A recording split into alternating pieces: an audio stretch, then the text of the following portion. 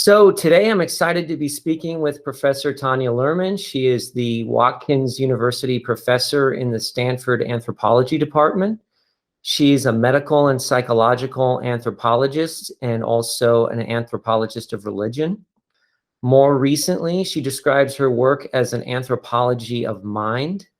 She received her bachelor's degree in folklore and mythology from Harvard University and her PhD in social anthropology from Cambridge University. And she has written and edited numerous books, two of the most recent being When God Talks Back, Understanding the American Evangelical Relationship with God, and How God Becomes Real, Kindling the Presence of Invisible Others. Throughout her career, she has done work that I feel is highly relevant to Julian Jaynes' theory, including cross-cultural studies of voice hearers, studies of people who say they hear the voice of God, and people who experienced an imagined or sensed presence. So welcome, Professor Luhrmann. It's a pleasure to be here. Thank you for having me. I'm a big fan of Jaynes and the Society, so this is great. It's an honor. Okay, so to start with, in a Chronicle of Higher Education article that asked you and 11 other scholars the question, what book changed your mind? You answered Julian Jaynes' The Origin of Consciousness in the Breakdown of the Bicameral Mind, and said that after finishing Jaynes' book, quote, readers find that they think about the world quite differently. At least I did. I think the book crept up on me year by year until suddenly I decided that this odd book I'd read in college had a fundamental insight and had presented to me the puzzle that became my life's work. What led you to read Jaynes, and what was the fundamental insight that his book provided, and what was the puzzle that Jaynes' book proposed that became your life's work? I can no longer remember exactly what I meant, but and I no longer remember why I read the book. I think that I did some classics in college, and I think it was in the context of talking to a classics professor.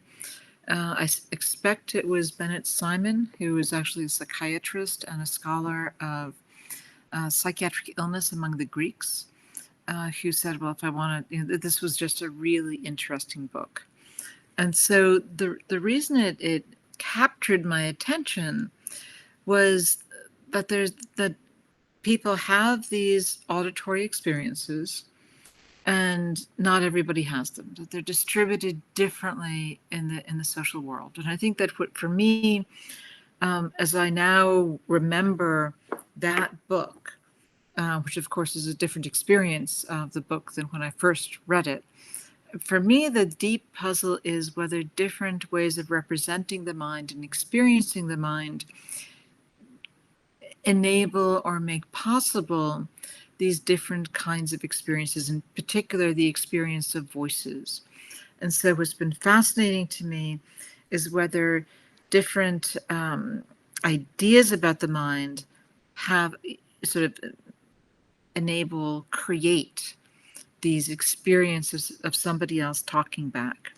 And what the specific thesis that James lays out is the idea that if you don't have a lot of words to describe mental events. So he has a thesis about the brain that I don't feel like I can speak to or deeply understand. But he has a specific claim about, there's that amazing section on the Iliad, which he leans on Bruno Snell's argument about the discovery of the mind.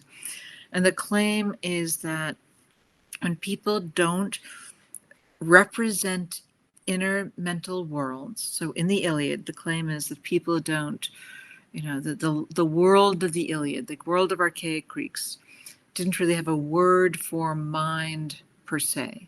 Didn't really have a word for body per se. The body's segmented. You can talk about pieces of the body, but you don't talk about body. You can talk about they're speaking to mental processes, but there's not the mental. And so I think that it is deeply human, that is part of what it is to be human is to be aware, but that the way people map that awareness varies enormously. And James invites us to think that if you don't map the awareness specifically, when people have powerful feelings, they are more likely to experience themselves as coming from the outside. And they're more likely to experience that as a voice that speaks back. And so trying to make sense of that is something that I've really been thinking a lot about.